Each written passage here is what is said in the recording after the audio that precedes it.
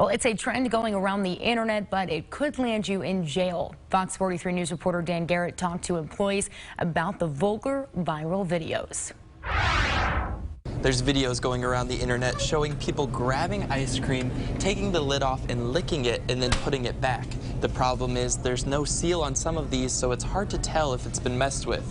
Warren Woodruff is doing his regular shopping run at Seabrook Apple Market. He hadn't heard of the trend of people licking ice cream. Lick it. Oh, you foul. Put it back. But he has had a similar experience himself. You know, one time I purchased some the frosting in a can for a cake and opened up the lid after I got home, and it looked like somebody had run their finger through it. They'd already pulled the foil off the top of it, and I hadn't caught it before I left the store.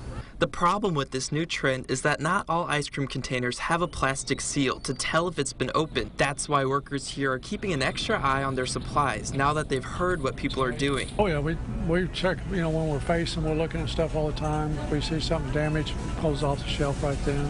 This trend isn't as sweet as it looks. The Shawnee County District Attorney says doing something like this in Kansas is a misdemeanor and could land you in jail for up to 1 year or a $2,500 fine, which shopper Angela Bittner says is an appropriate punishment. I would think probably a year in the slammer would be good.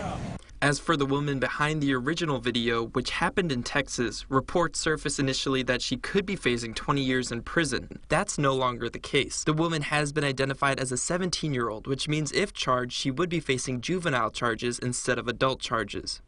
In Kansas, if a teen is caught doing this, they can be put on probation for 9 months. Workers here say to make sure you're double-checking the items before you buy them to make sure they haven't been messed with, as well as report people you see messing with food. In West Topeka, Dan Garrett, Fox 43 News.